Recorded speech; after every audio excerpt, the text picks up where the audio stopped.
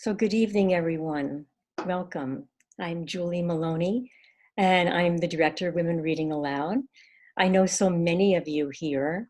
It's been just fantastic to be able to see you on the screen, to come in and join us. Women Reading Aloud, as you know, is a nonprofit organization, and we started almost 20 years ago, which is hard for me to even believe. And 15 years ago, as Juanita and I were speaking yesterday, we realized it was 15 years ago when Juanita first came into an event hosted by Women Reading Aloud. We've had so many writers, poets, authors who have come into the Women Reading Aloud international circle. And so to continue it virtually is something that I feel very adamant about, and something that I think is important that we change with the times and that we keep on moving forward. So thank you everyone for taking time from your lives to join us tonight. I want to tell you about our very special guest, Juanita Kirton. Juanita was the recipient of the Goddard College Spirit Scholarship from Goddard College, where she earned an MFA. She has been published in many anthologies, including the American Veteran Association for Women magazine, Caribbean Writer, Chester H. Jones Literary Journal, Goldfinch Literary Magazine, Mom Egg Review, Rat's Ass Online Journal, Southeast Missouri State University Press, Veterans Voices and Word Peace, and so many others. Her piece, Haiku, was selected for the Peace Mural in Philadelphia. Juanita is a teaching artist for Crossing Point Arts, an arts organization for survivors of human trafficking. Tonight, we're going to be speaking about Juanita's latest publication, Letters to My Father. Let me hold this up here. And Letters to My Father has been published by Finishing Line Press, which is a very well-known press, particularly for poets. Juanita, it is such a pleasure for me to welcome you tonight, to honor you, to congratulate you on this beautiful new publication that you have. I had the honor of writing a blurb for Juanita. I saw this in manuscript form, and I'd like to read the blurb to you. Juanita Kirton does not hold back in Letters to My Father. Her raw words illuminate the page through a trail of darkness. Here is a poet who digs deep. Lines like winter stayed another 20 years stopped me and made me catch my breath. How does one forgive? Juanita Kirton uses language so close to the bone. I felt as if I were on the motorcycle with her in the poem titled Backseat. Read this new collection and be prepared for Kirton's words to linger a long time. It is so true, because I have read this publication by Juanita at least 3 times. And every time I read it, I receive a deeper message. I want to ask you, Juanita, to go back to the time when we first met, when you came to Women Reading Aloud 15 years ago. And what was it like for you to step into this community? And why were you searching for community? And what is the difference between being a writer involved in community and a writer working in solitude? Thank you so much, first of all, Julie, for this opportunity. And I'm looking across at all these wonderful faces. And, you know, I did not get here alone. You, as my teacher and mentor for the past 15 years, have supported me and so many other women writers to get our voices out and to be authentic. in what we put out into the world. But before I came to Julie, I had not been writing for a long time. I was so busy raising my son as a Black single parent, coming out as a lesbian woman, struggling with so many things, working 2, 3 jobs. I was in the military also. And back in the 70s and 80s, I at the feet of other Black women writers who are marginalized. And going back to June Jordan and Cheryl Sharp Clark and Dorothy Randall Gray and so many other women. And we wrote, and I sat in their living rooms in Brooklyn, and I listened, and I started writing because I had so much to say inside, but I didn't know how to get it out.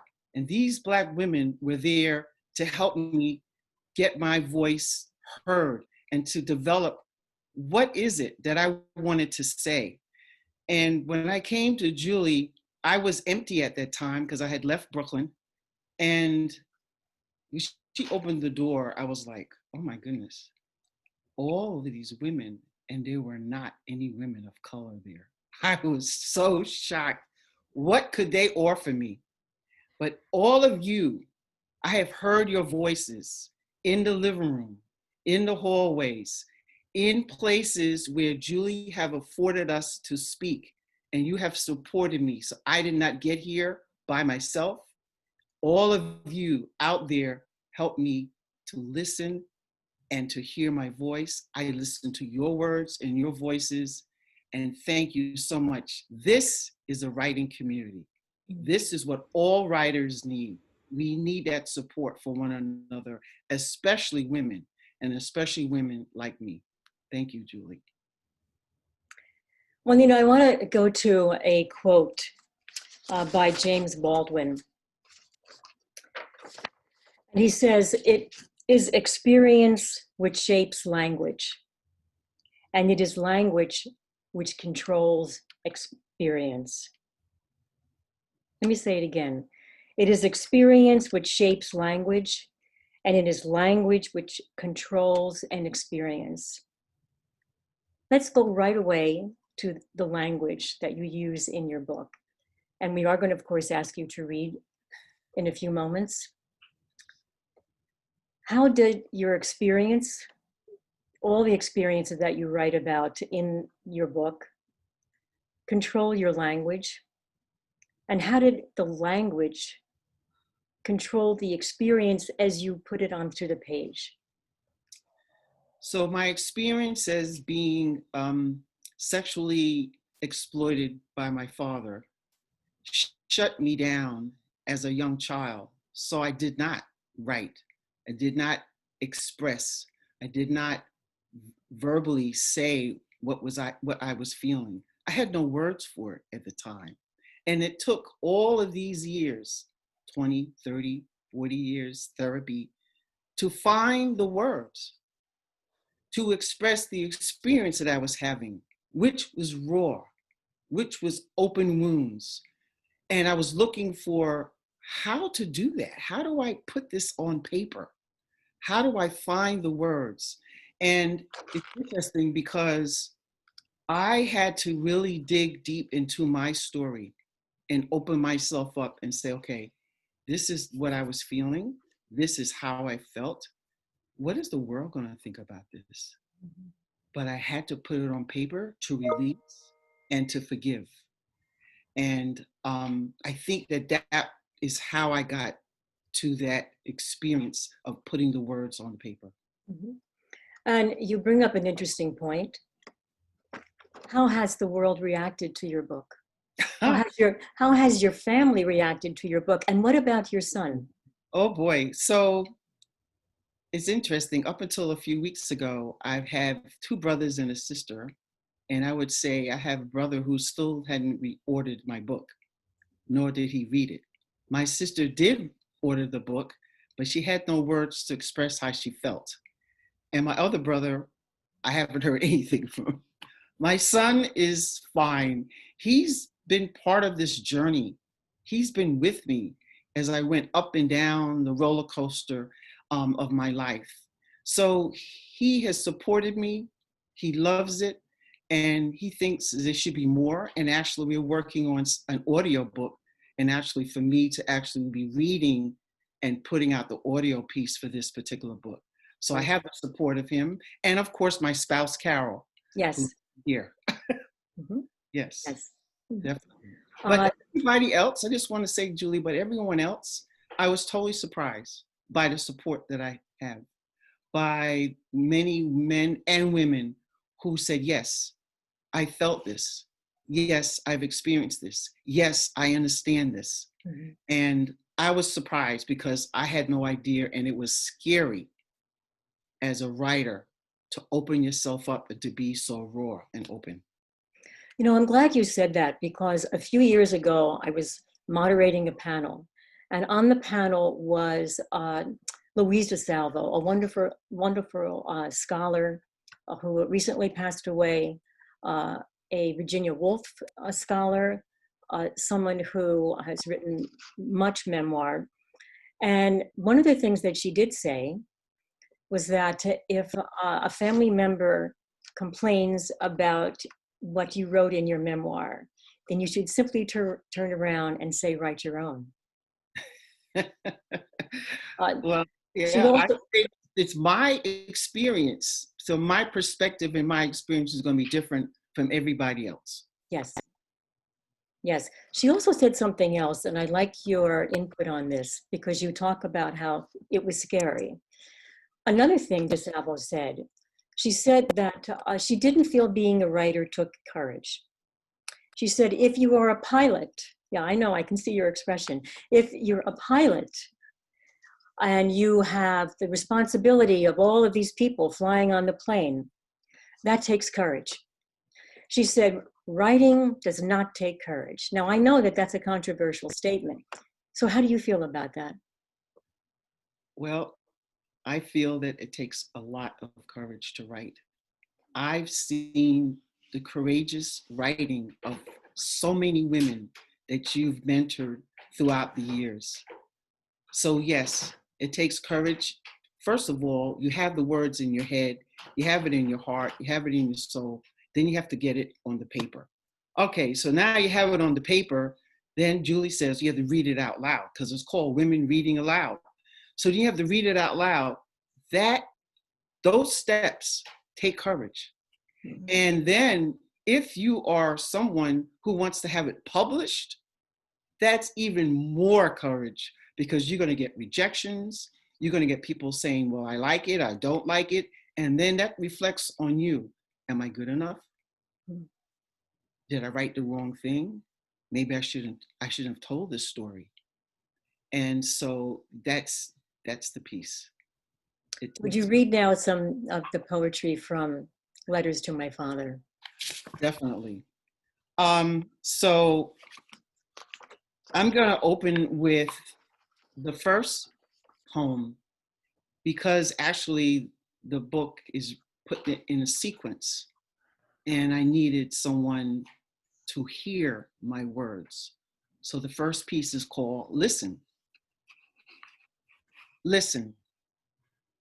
Father taught me to listen inside a conch shell.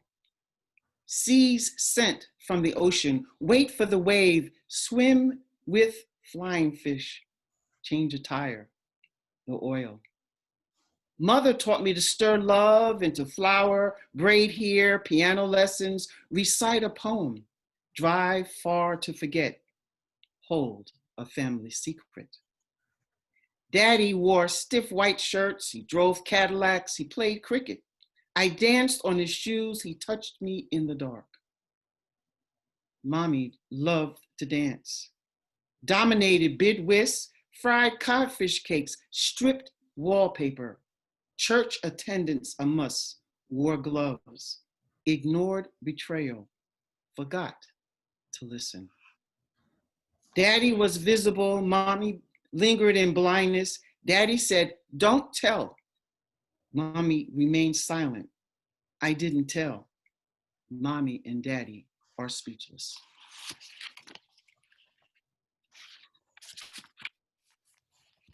Keep going. So Yes, I'm going to. I'm going to. I just wanted to read a piece that is about another type of experience that I have, um, which is my grandfather. And I was very close with him. And I've had some grandfather stories that I've been putting together in a children's book about seasons with grandpa: fall, spring, winter. And this one is called Fall Skate Shoes. And it's a depiction of something that actually happened when I was a little girl. Bedford-Stuyvesant in the 1950s was full of huge brownstone houses where families with West Indian dialects of all types could be heard. All seasons of the year, bicycles and skates rule the sidewalks, big, heavy metal skates with a key that could be tightened at the toe and worn around your neck.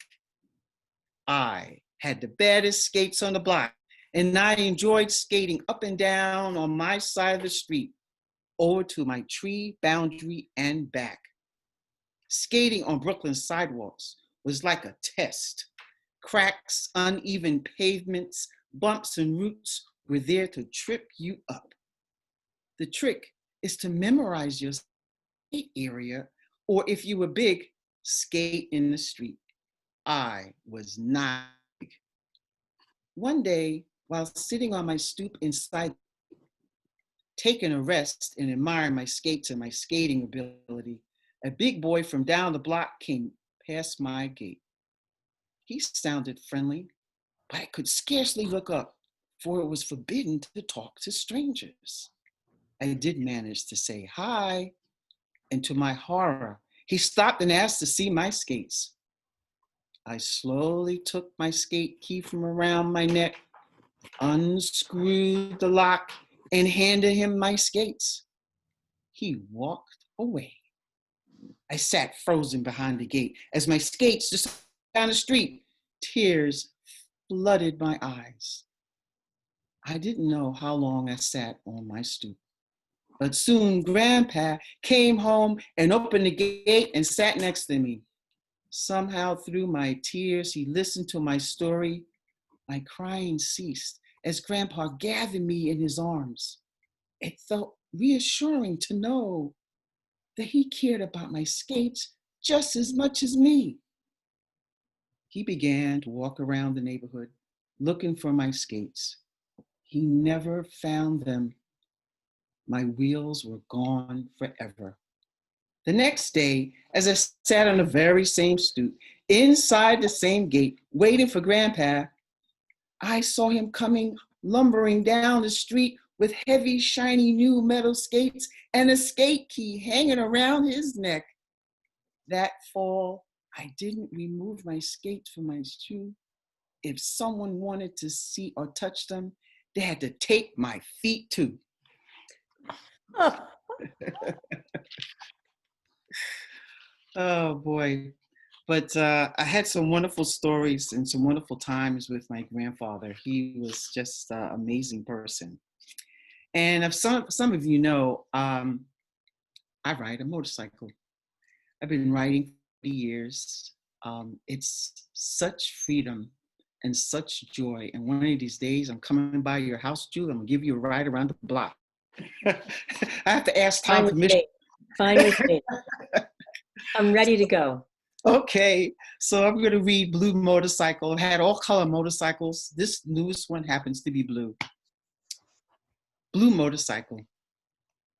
On the winds of expectation, twist the wrist, bottomless bass awakens, Canadian geese calling, the chorus is complete. Leaping on black asphalt through tinted autumn canopies, seated behind my bug shield, grasp the bars. Blue obeys and nudges forward, grips the curves, squeeze against the ridges, switchbacks float by. Securely, she takes the unknown path. Slow motion is her devotion. We have a need for speed. At the bend of the wind, vulnerable beside nature, I reach in. without fear, riding past possibilities, scenes etched on my psyche. Thank And you. I love to ride. I did a lot of riding with my motorcycle club, who's here represented, the Sirens of New York City. We did a lot of campaigning for Biden, riding for Biden all across the country. Mm. And it was just a wonderful experience. So I really love that. In some of your poems, in Letters to My Father, I noticed words that had such a thread pulling each word along to the other. And you end this poem, listen, with the word speechless. You use words like untouchable, invisible, and forgiveness. We finally get to forgiveness. And would you talk to us a little bit about your inner dialogue when you are choosing, again, I'm still going back to Baldwin's quote because I think that says so much. So when you choose words like invisible and untouchable and finally forgiveness, if we were to agree that the white space is a vessel for us to go to put our words onto the page, is there some kind of healing that it gives to you as the artist, as the poet, as the writer, when you are able to tap into the heart and then connect it to the mind, and eventually it marries and you have a poem? What is the inner dialogue that you have with yourself as a poet? It's interesting that you would ask that question because I struggle with getting the words down on paper Mm. and making sure that I was really listening to my inner voice, Mm. to my inner hurt, to the scars, but then also all of the healing that took place, all of the work that I've done to get where I am. And the poetry, the writing, because I don't just do poetry, but the writing was helping me to understand that process and put my pain over here, Mm. look at, hey, I was able to, in this life with my father still alive, to forgive him, to forgive my mother before they both passed away. So I went through that journey, but putting it on paper was really it was a struggle. Mm. And you say that the words are coming together. It took decades to get there. And starting in your living room 15 years ago, it took decades to get there. And I want to tell all the other writers out there and people who say they're not a writer, who are listening and observing, that when you have a feeling, a thought, an idea, it's your story. And not to be afraid to put the words down on paper. You don't have to show it to anybody else, but you first have to be able to see that and feel it and connect to those words. That is such a good message. That is a Mm. good message for any writer, any reader who is looking for a deeper meaning in the whole entire experience of reading a book like this, something that you have written. Uh, I want to ask you this question because I love to ask this question to poets and writers. And it comes from Joy Harjo, the Native American poet who is our poet laureate. And she talks about, again, the mind and the heart, and how sometimes our words come to us from the mind. And if they don't connect to the heart, then they are just one sided. Sometimes our words come to us from the heart. And then if they do not connect to the mind, they are again one sided. So, would you say that in this book, your words started from the heart, or did they start from the mind? Great question. Doesn't Julie ask great questions? So I would say that initially when I was writing out of my head. And I needed other writers and people who were listening to things I were writing to say, I don't understand that. or that sounds superficial, or it doesn't sound like an authentic voice. It's not real. And I'm the kind of writer who not only writes longhand with paper and pencil, pen, but when I'm writing, after I write something, I have to read it out loud. And when I read it out loud, I can tell right away if it's coming from my head or if it's coming from my heart. And the heart exposure is dangerous for a writer because it's scary. So it's easy to write from our head, and it takes guts to write from your heart, but it also takes a village of other writers and support people to say, hey, maybe you need to look at this again, in terms of where you're coming from and how it sounds and the perspective that I'm getting. So when I first started, yes, I was writing from my head, but I had to connect those two things, the head and the heart, to make it real. So maybe when the heart and the mind connect, and depending on whatever order that is, that's what we're talking about when we refer to craft. We're bringing the heart and the mind together, and the mind and the heart together.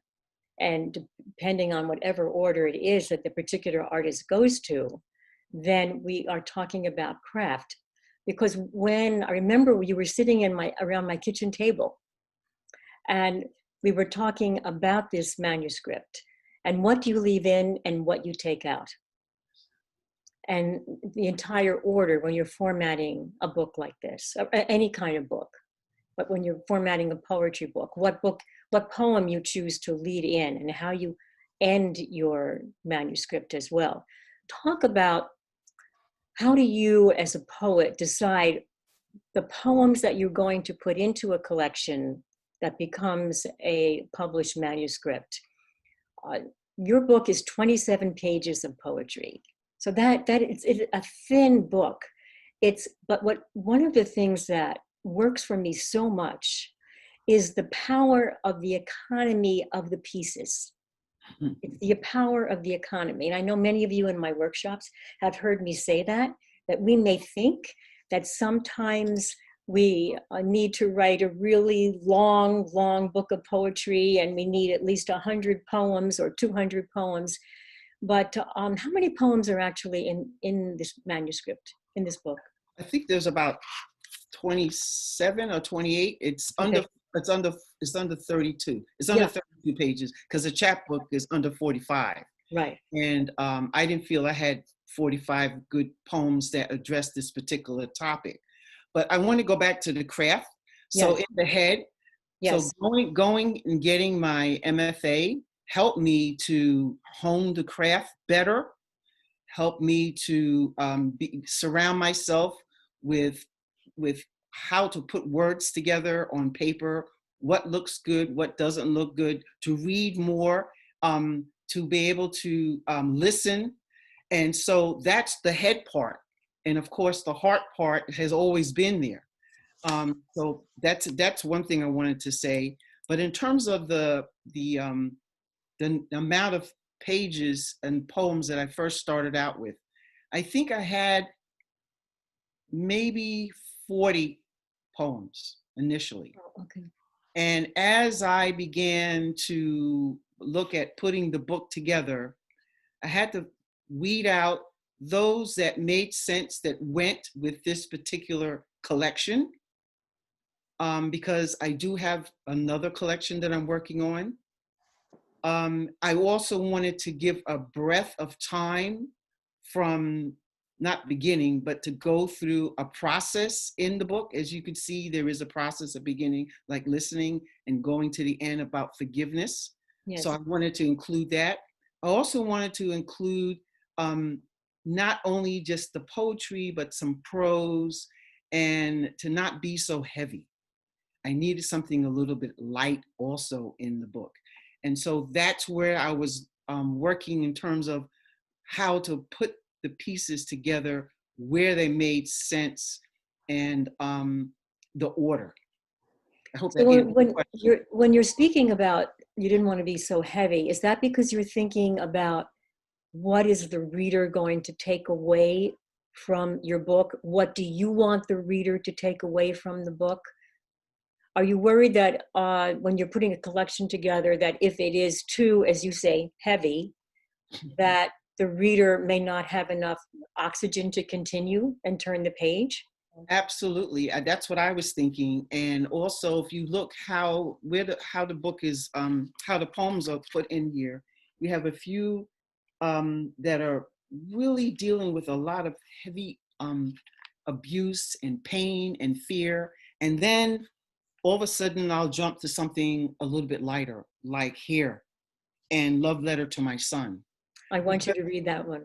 I You want to really, read? that's my personal request. Your personal request? Yeah, so that's how I, kind of measured, because when I was reading it myself, I was like, oh my goodness, I have to put something else in here in terms of how a reader is going to be hearing this and how I felt about reading it. So Love Letter to My Son is one that was published before in another anthology. And my son has this copied and framed in his house. He loves it too. Mm. So here it is. Love Letter to My Son. I didn't want baby blue for my boy. Too common. No advertisement is necessary. He is extraordinary and needed yellows and oranges and green. It turned out that he came out blue, black, dark, and smooth. Not at all like me. He is his father's child. It was a sunny autumn day. My window faced the park, leaves at their peak. What would it be like for his hand to fold over mine as my palm sheltered his tiny fingers? The first time his skin was damaged, I forgot he was human, earthbound.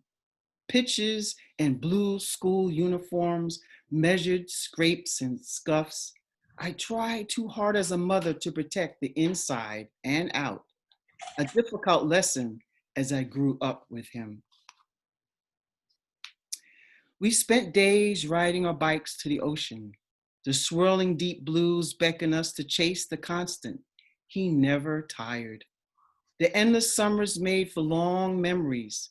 He learned to cook with his grandma, fish with his grandpa, and miss his mother, who left him for the blue greens of the army, night missions, and dirt under her fingernails.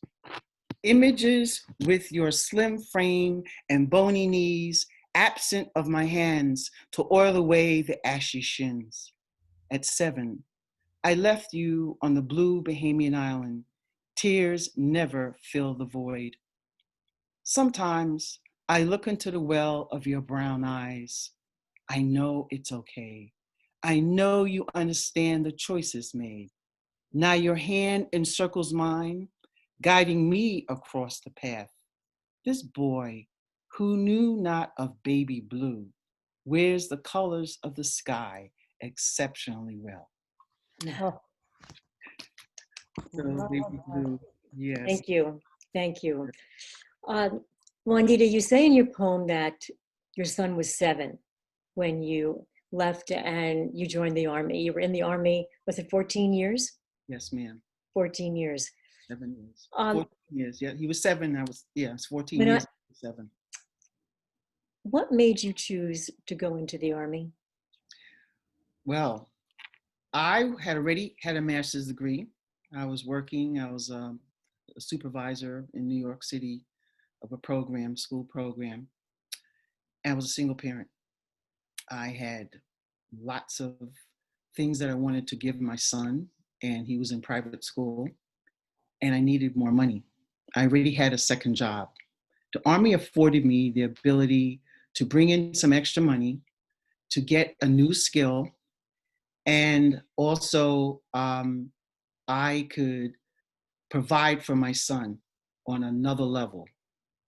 And so I had to go to court and give custody to my parents who lived in the Bahamas. I sent him to the Grand Bahama Islands, and he lived with them, and I went into active duty. And I chose non-commissioned officer, even though I had a master's degree, I could have already been a captain or a major. But that meant staying in even longer, away from him. And I struggled with that in terms of what do I do for the future for myself and him. And so I stayed as a non-commissioned officer, rose very quickly through the ranks, but I wanted to get him back to be with me, and I did that. So also the military afforded me another degree. So I was able to get another master's degree that the Army paid for. That was my MFA. So I was very happy about that. And let's just switch topics for a second and go into, is it Crossing Point?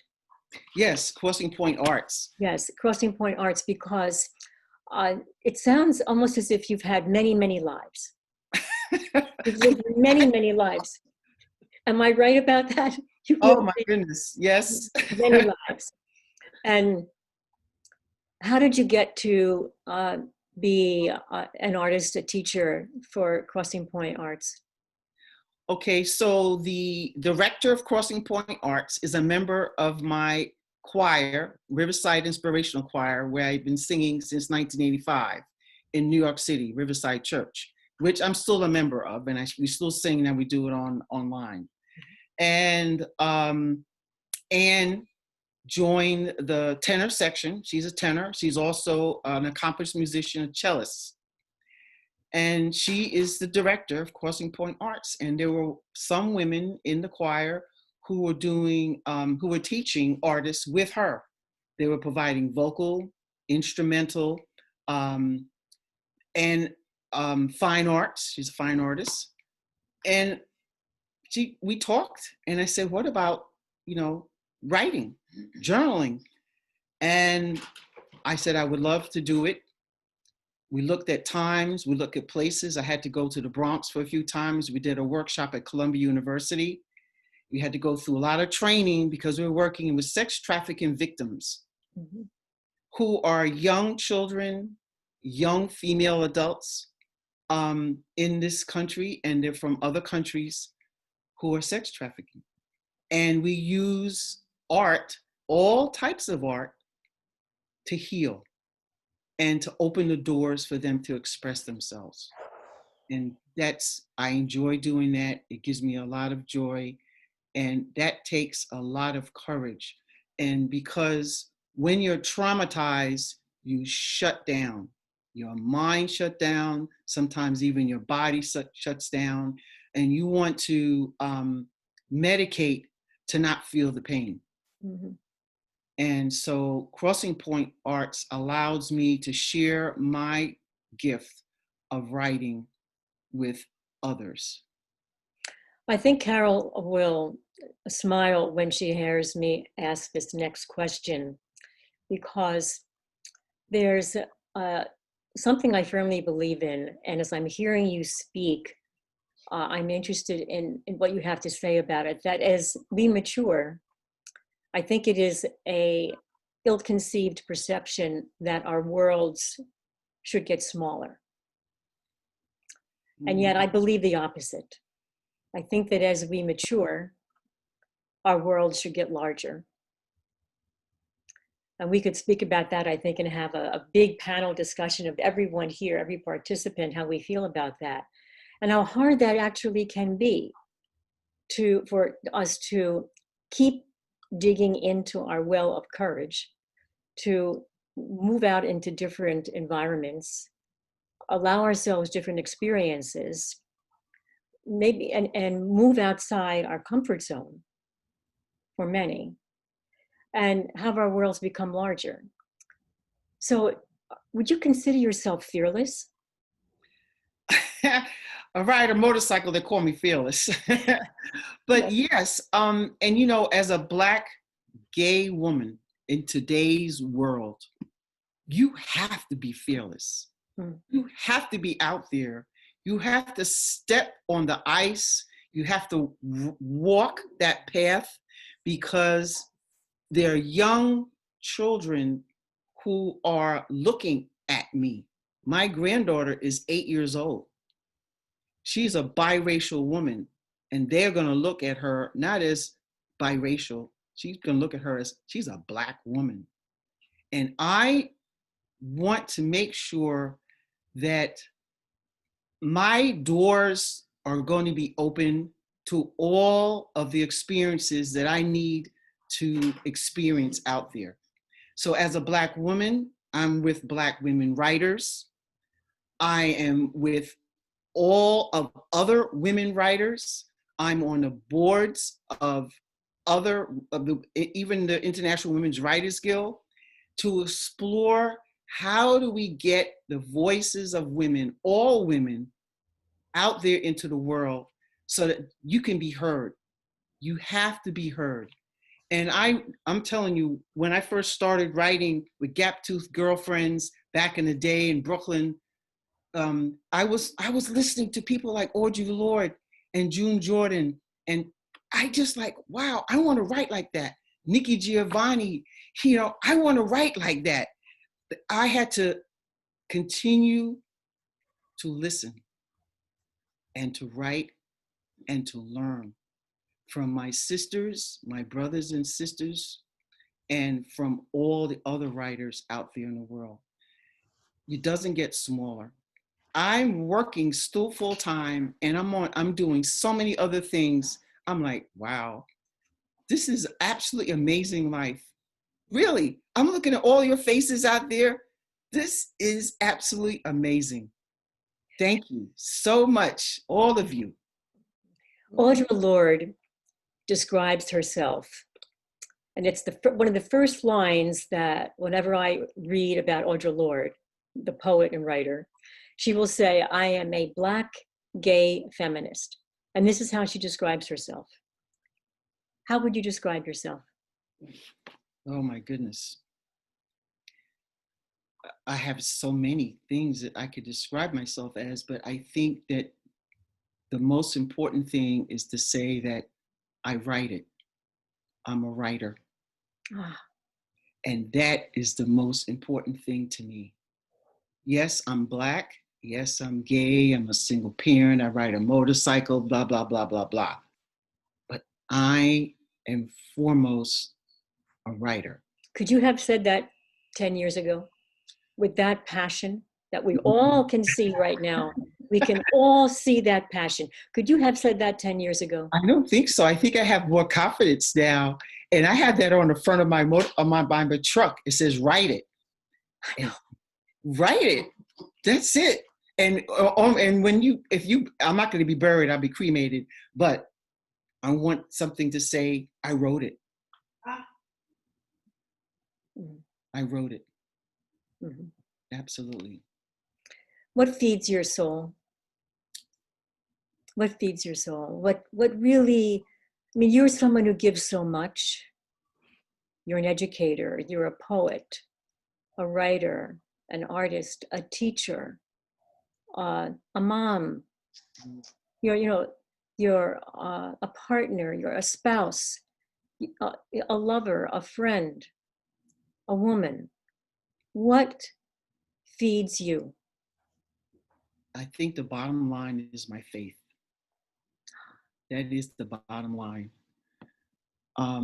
Beside Christianity and chanting in the Buddhist tradition, you have to be grounded in something. And I don't care what you call whatever's happening out there in the universe. You can have all the different names and all the different structures of religion, but we're all going towards that same space. Who am I? Where do I come from? We are part of the cosmos in the stars. We are part of that. It's inside of us. And so I'm grounded there. That's what feeds me first, because I have to stay in that light. Mm. And especially today, I wouldn't say today, just say 2020. Of course, we know it's been a challenge. It's still a challenge. And I have to stay in the light, because I did the marches in the 1960s. I was out there at Kent State shooting. I did all that stuff and I'm still doing it. I'm like, wow. But my faith is what grounds me. Thank you. Thank you. Would you read some more of your poetry for us? So I don't want to read the whole thing from the whole book. But I'm going to read something from this, and it's called Rage. And this came from a mother's experience of anger and rage of what has happened and what's been happening over all these decades, especially as a Black mother, as a mother of color, of a Black child, of a male Black child. Rage. My feet was made to hold this earth, long and wide, stood firm, clenched up my big boy bulging inside. He didn't come when the first leaf fell, autumn. Good as any time to land, planted my toes deep in the soil. He slid out on a warm bed. A whimper slipped from his smooth pink lips. I lost my mind. Bled out, bruised blood, his skin black as midnight. I could not protect him. The whip of injustice seared his body. Cries for freedom, no peace. Righteousness mowed down, shot in the back.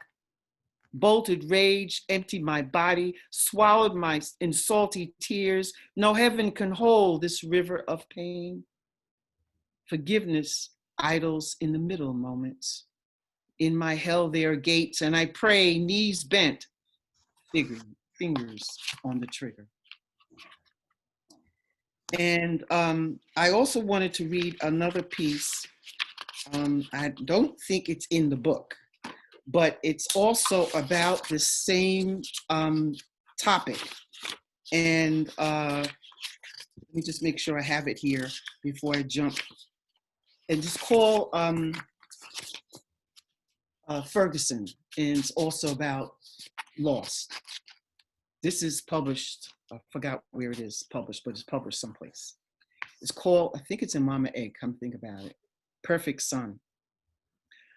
Ferguson, Missouri, August 9th, 2014. He was not a perfect son. At 17, who is? His swagger, low pants, smart mouth, known in the neighborhood. What chances a Black boy in this here America to see a day without a put down, put up, get back, frisk, stop? 6 shots ran out, hands up, give up, shut up. He was not a perfect son. Took a cigaretto, shoved the clerk, graduation in sight, another mother's loss, shot with a view. Left for all to see in the street, the animal bleeds into the earth. No care, no comfort, no touch, no one to hear his last prayers.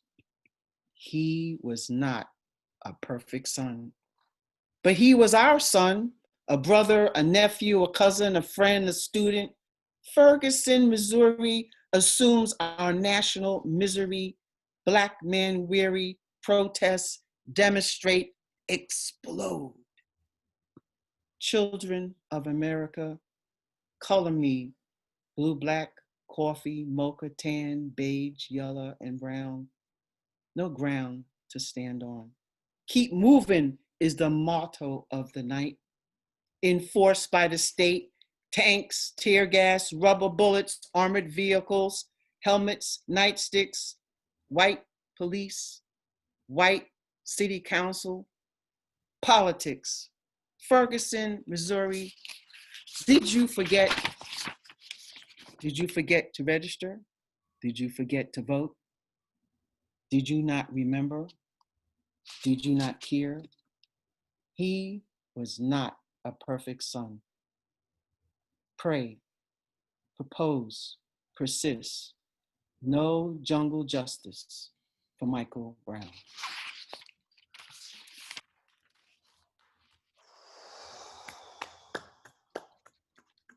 Thank you. Thank you.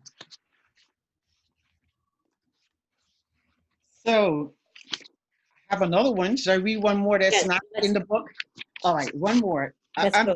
Reason why I want to read this, because this is dedicated to Carol. And some of you know, we had a fabulous wedding in 2015, and she had this most beautiful dress. I didn't know what the dress was. She didn't know what I was wearing either. But it had like a million buttons going down the back. I was like, wow, it was so cool. And we had a reception aboard a yacht, and we were going to change our clothes. We changed our clothes in a bridal suite. This is dedicated to Carol. It's called The Dress. And it is published. The Dress.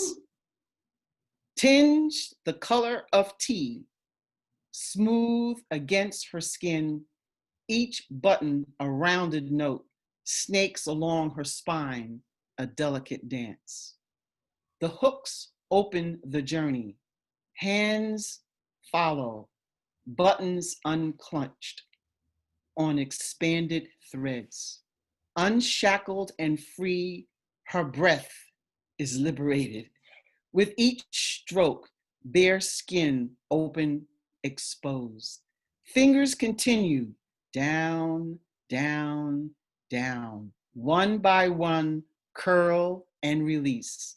Focus to pursue, nude and unadorned, shoulders and back. I kiss and glide. Tangy tongue in circulation, pores arouse, hairs at attention. 26 buttons conclude at the tailbone. She surrenders in my direction. Fingers tango in harmonic precision. The dress slithers to the floor.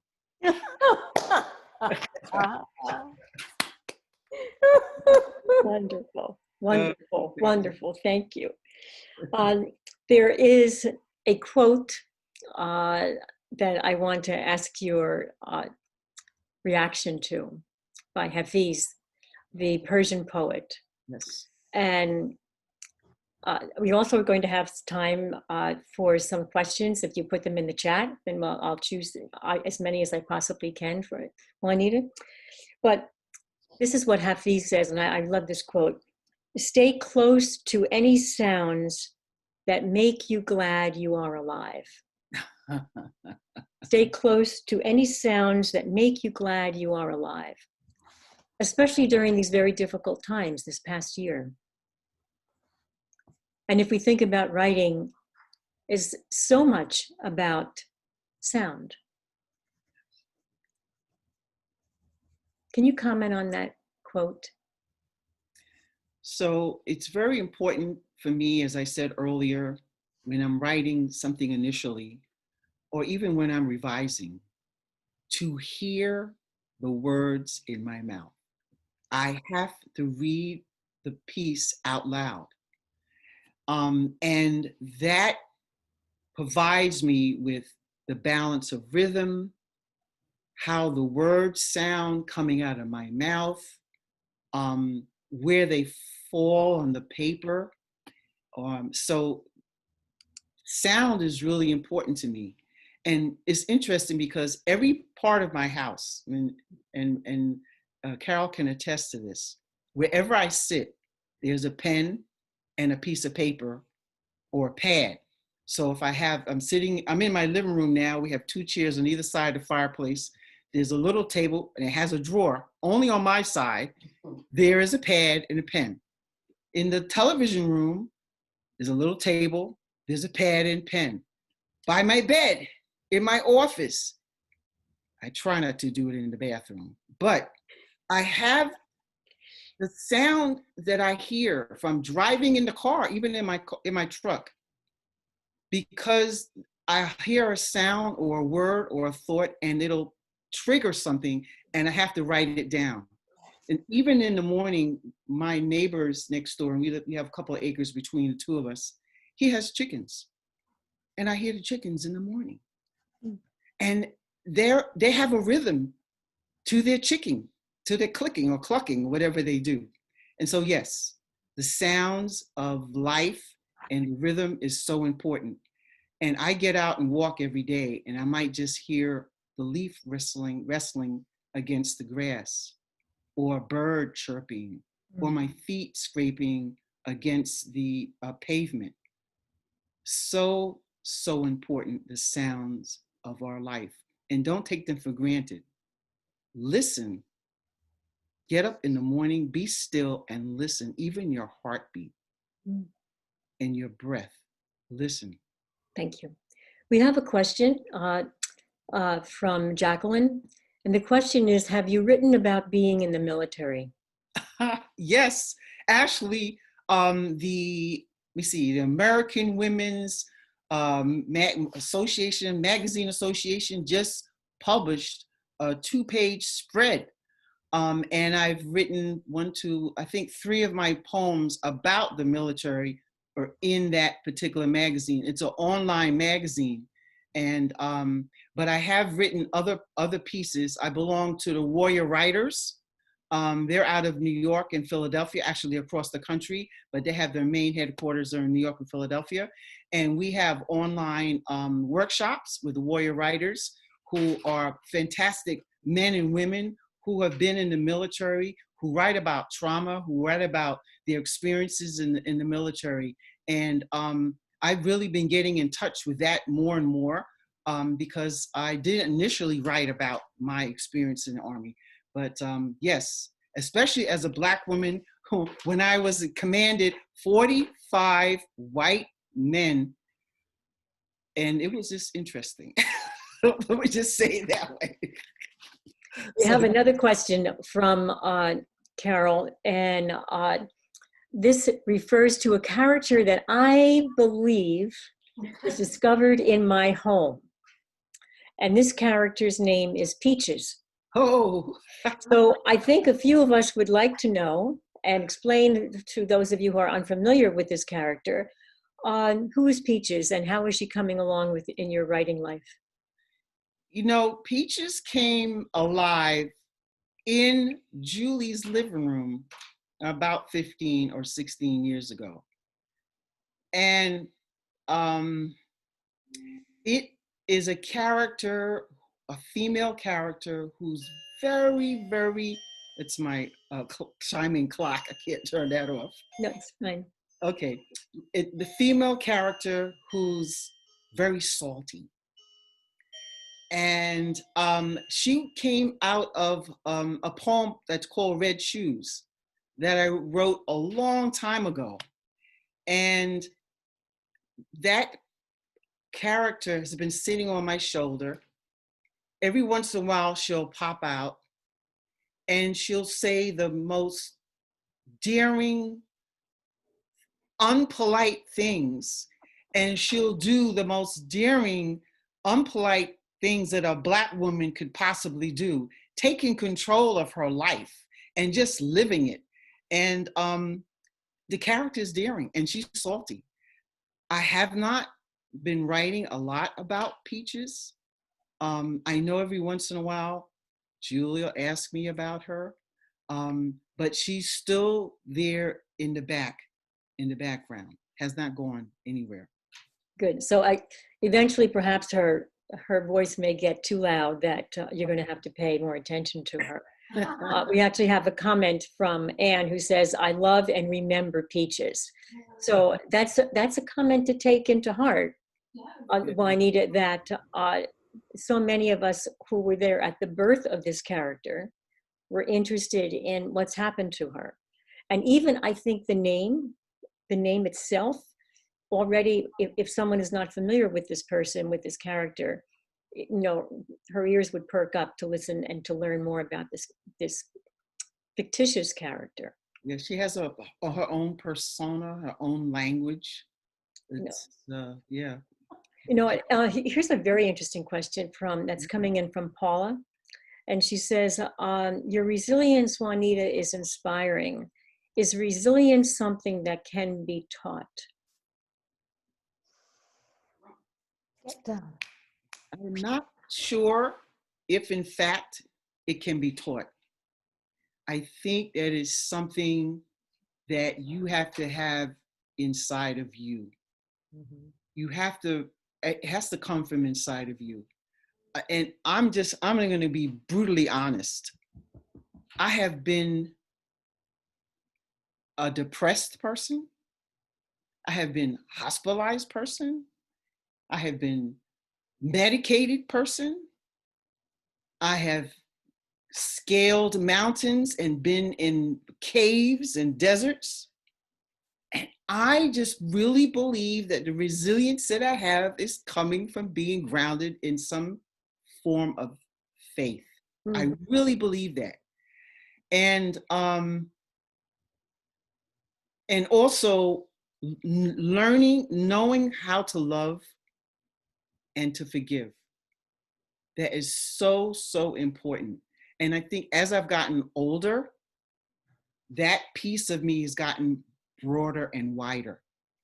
Because when I was younger, I really didn't know how to do that. I think we've come full circle.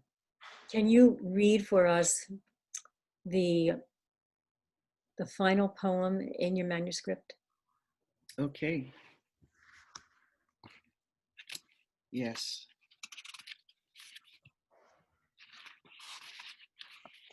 So it's a great closure because the last letter that I wrote to my father, the last letter I'm writing to my father, and yeah, it says it all. Last letter to my father. Between the storm, a new wave born. Dislodged loose shells and stones, footprints rooted in silver sands. I stomped out melodies of freedom, played my tambourine, released my shackles, saturated with possibilities. I directed the chorus of Casadas and Frogs. I write the script and produced a new movie. The forgiveness road blocked with boulders, open sores, fiery rivers, decades to hammer, piss in the river. Thank you, Daddy, my greatest teacher.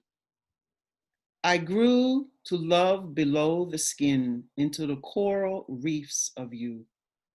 Letters to my father packed in a suitcase, journeyed across the rivers, seas, and oceans, pressed against the rocky shore.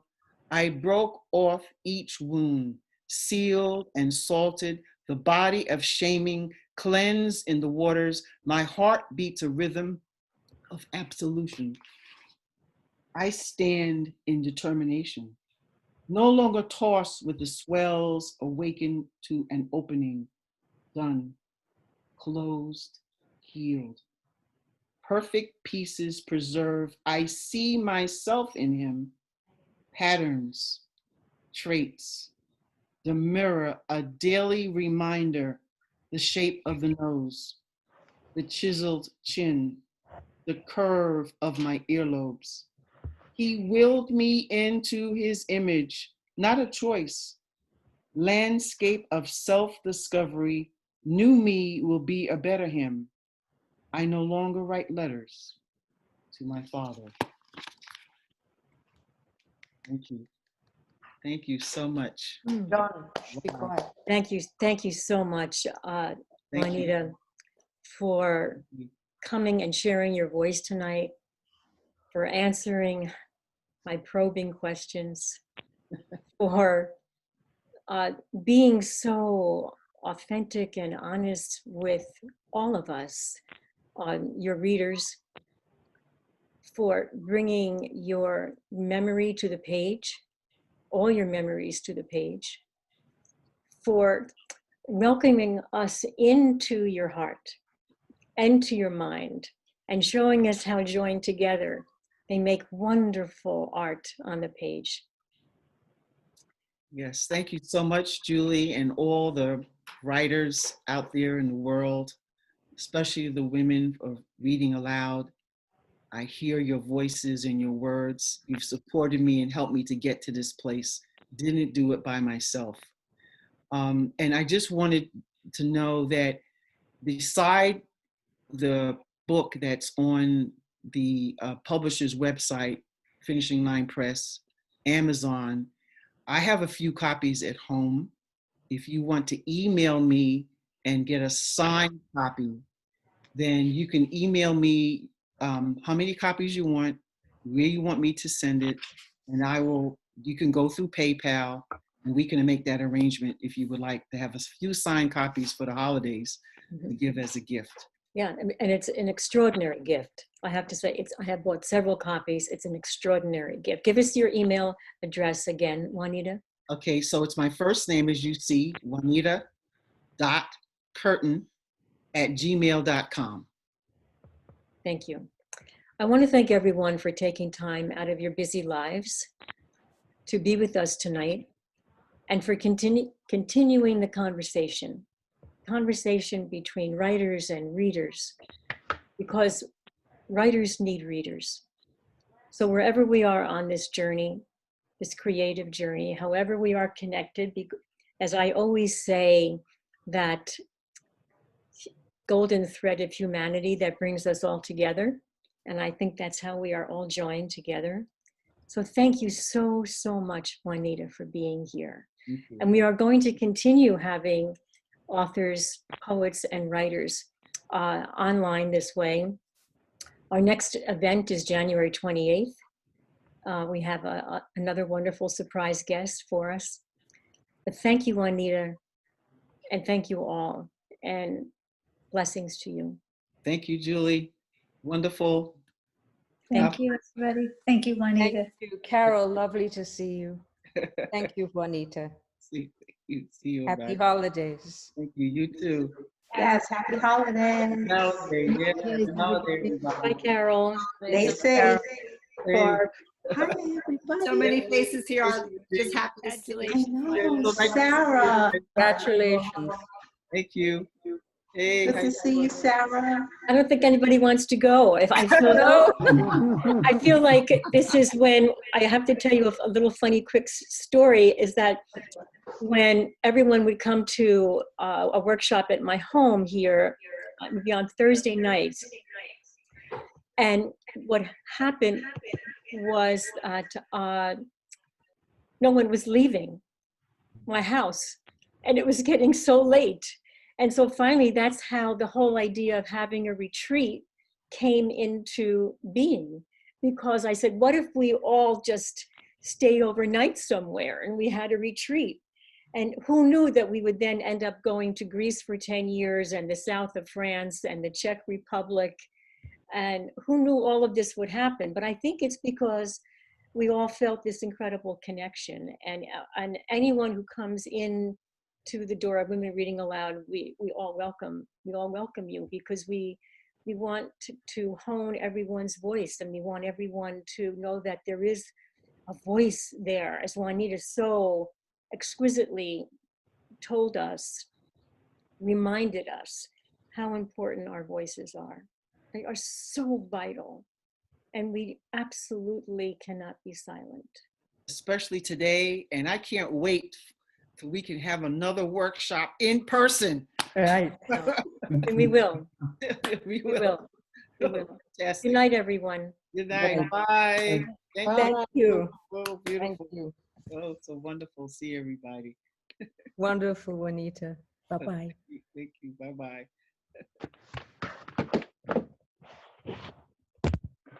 Really saying goodbye.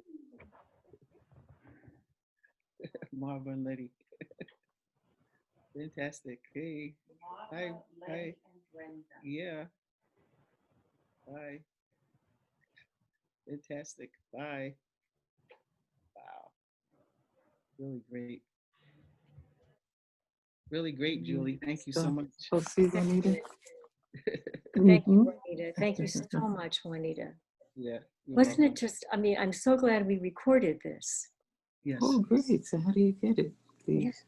I'm so glad we recorded it because Mhm. just to go back and to review everything that you said, I want you to be able to hear yourself. I think that's really will be important to hear yourself. Mhm. Hello, Yeah. Sylvia. We haven't met, but thank you for coming tonight. You are very welcome. It was wonderful. Thank I had a delay in getting it. I said, I'm going. I don't care what time I get there. Good. And it was worth it. Good. I'm glad I did. Thank you Thank so you. much, Juanita. Thank you. Bye-bye. Thank Bye-bye. you. Okay. And Anne, I see you stayed. You stayed, Anne. You couldn't leave.